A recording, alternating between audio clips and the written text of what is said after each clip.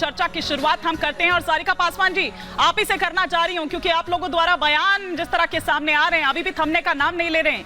ये जनसैलाब देख रहे हैं आप, ये जनसैलाब कुछ कह रहा है, इसको समझ पा रहे हैं इन भाव को आप जो अभी तक नहीं समझे हैं? ये राजेश को बुला दो।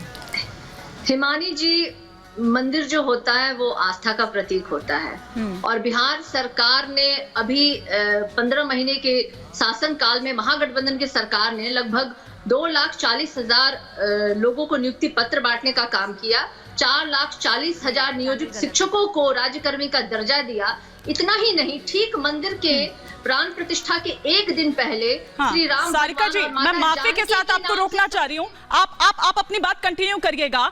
मेरे साथ साध्वी रितंबरा जी भी जुड़ चुकी हैं और आंदोलन का स्तंभ आप ये कहिए कि मतलब वो किसी परिचय की मोहताज नहीं है, दीदी माँ कहिए, आंदोलन का स्तंभ कहिए, या फिर वो तेजस्वी वो आवाज कहिए जो जोश भरने का काम उस वक्त करती थी। हालांकि मुझे कहा जा रहा है कि उनका प्रेम चला गया। चलिए ठीक है, सारिका जी आप अपनी बात कंटिन्यू करिए। जी, मैं वही कह रही थी हिमानी जी कि ठीक 22 तारीख से एक दिन पहले यानी 21 तारीख को श्री राम भगवान और माता जानकी के नाम से सराय रंजन में एक अस्पताल का उद्घाटन भी हमारे माननीय मुख्यमंत्री नीतीश कुमार जी और डिप्टी सीएम तेजस्वी यादव जी, स्वास्थ्य मंत्री तेजस्वी यादव जी के हाथों यहाँ किया गया। तो मुझे लगता है, देखिए, लोगों को कोई फर्क नहीं पड़ता है मंदिर का उद्घाटन हो रहा है या मस्जिद का उद्घाटन हो रहा है। लोगों की आज पूरे देश में जो पहली जरूरत है वो रोजी और बातें कर रही है, जो मुझे लगता है किन लोगों को फर्क नहीं पड़ रहा है। सॉरी, मैं समझ नहीं पा रही आप किन लोगों की बात कर रही हैं? आपके फर्क की, मैं आपके फर्क की बात। सारिका जी, नया अध्याय जुड़ गया है अयोध्या में। ये हाय हाय कब तक करते रहेंगे आप लोग? आपका पेट भरता होगा मंदिर में घंटी बजाने से, लेकिन एक गरीब के थाली में रोटी चाहिए, दाल चाहिए, सब्जी चाहिए। मैं आपकी बात, सारिका जी आपकी बात बिल्कुल ठीक हो सकती है, मैं गलत नहीं कह रही हूँ, लेकिन शायद तरीका गलत हो सकता है और कम से कम आस्था पर चोट पहुंचा कर रही ना आए हैं वो काम करने से। चारू जी और सारिका जी, जो लोग ये कहते हैं हिमानी जी की राम अभी हिमानी जी, हिमानी जी देखिए ये जिस तरीके की भाषा का प्रयोग कर रही है, मैं इनको याद ठीक है। सारिका जी आपकी बात पर चारू जी जवाब दे रही हैं। एक बार सारिका जी और चारू जी, फिर मैं यहाँ स्टूडियो का रुख करूंगी। पिछले 9 सालों में 25 करोड़ लोग गरीबी रेखा के ऊपर आए, तो यहाँ पर आप गरीबी की बात मत करिए क्योंकि आपको परवाह नहीं है। और आप क्या कह रही है लोगों को फर्क नहीं पड़ता? क्या आपकी नजरों ने वो भीड़ का उमाड़ नहीं देखा जो अयोध्या श्री की तरफ चल पड़ा था हफ्तों पहले? कल के आपने नजारे नहीं देखे? सरकारी राशन पे जिंदा रखे हुए, ये बताइए। सबकी आंखों में जो खुशी थी आपको दिखाई नहीं देती। ठीक है, आप कहाँ रहती हैं? ठीक है, मैं आप दोनों को माफी के साथ रोक रही हूँ, आप दोनों को माफी के साथ रोक रही हूं, साध्वी रितंबरा जी। और जैसा कि मैंने पहले भी कहा कि उस आंदोलन का चेहरा, आंदोलन की वो आवाज, आंदोलन की वो स्तंभ, दीदी माँ, कितने ही नामों से आप कहकर उनको पुकारिए, लेकिन साध्वी रितंबरा जी, यूं तो हमने कई बार आपको भावुक होते हुए देखा है, लेकिन जो तस्वीरें कल आई वो तस्वीरें बहुत कुछ कह रही थी, क्योंकि वो तप, त्याग, वो संघर्ष तो याद कर ही रही थी, लेकिन साथ ही साथ कल लग रहा था कि वो खुशी के भी आंसू है कि जो एक संकल्प लिया था, जो सपना देखा था, वो आखिरकार आपका पूरा हुआ।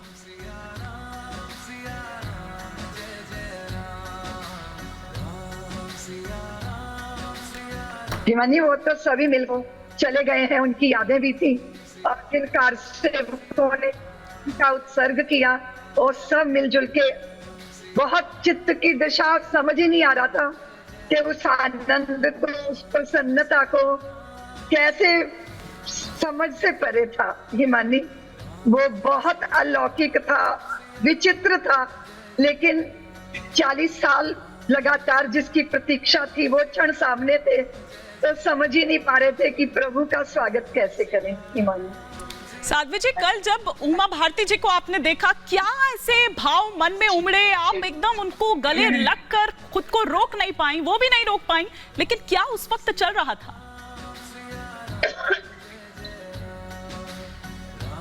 वो मन में पुरानी यादें आ रही थी हिमानी, क्योंकि हम लोगों ने बहुत इस दिन को देखने के लिए ना बहुत प्रतीक्षा की, संघर्ष भी बहुत था, प्रतिकूलताएं भी बहुत थी।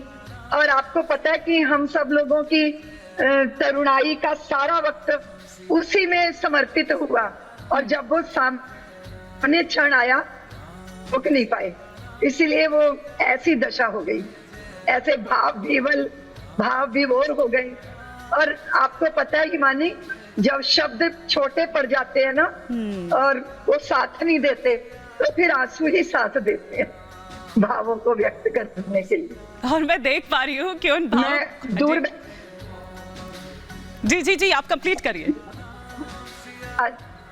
नहीं, मैंने कहा कि मैं दूर बैठी थी उमा दीदी से, तो मैं उठकर गई क्योंकि उनकी कमर में थोड़ी तकलीफ है। तो जैसे ही हमने उनको देखा और उन्होंने मुझे देखा, क्योंकि हम लोगों ने साथ साथ बहुत संघर्ष किया हिमानी, नई पीढ़ी तो शायद अभी नहीं जानती, क्योंकि वो वक्त समय बहुत बीत गया, काल चक्र बहुत घूम गया है।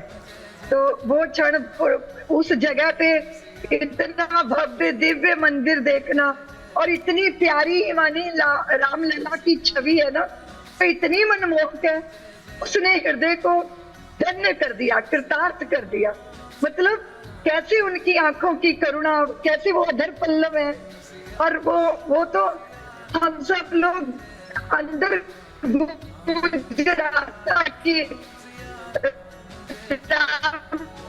लला का द्वारा सभी की मंजिलें, सभी का अंदर अनाहत नाद चल रहा था, अंदर गुंजन चल रहा था। इतनी व्याकुल प्रतीक्षा थी हिमानी, और वो प्रतीक्षा पूरी हुई, प्रभु सामने आए तो समझ ही नहीं पा रहे थे कि ये क्या हो रहा है और कैसे हो रहा है। बहुत दिव्य अनुभव था। ठीक वैसे जैसी कल्पना की थी, को करते करते हमारी कल्पना में मंदिर, ये शिलाएं मंदिर, क्योंकि जगह जगह रामशिला लेके घूम रहे थे ना हिमानी, हम लोगों ने तो पूरे देश का कोई गांव नहीं छोड़ा, किसी एक कोई तहसील, जिला, गांव जिसकी धूल हमने माथे पे न धारण की हो। प्रभु की कृपा से भारत के कोने कोने में पहुंचे हिमानी। कोई भाषा नहीं समझता था, दूर दक्षिण हो, पूर्व हो, पश्चिम हो, उत्तर हो, जो भाषा समझ आती थी, पर भाव तो सब समझते थे।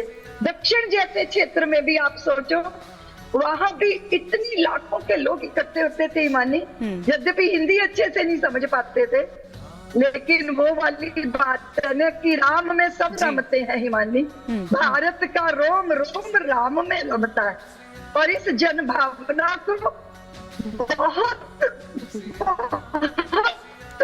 उपेक्षा हुई, बहुत सालों तक प्रतीक्षा करनी पड़ी, बहुत दुख झेलने पड़े, लेकिन जब साधना की जो मंजिल थी, वो चलने का जो पूरी यात्रा थी, और जब सामने मंजिल आई देखी तो विभोर हो गया, आनंद।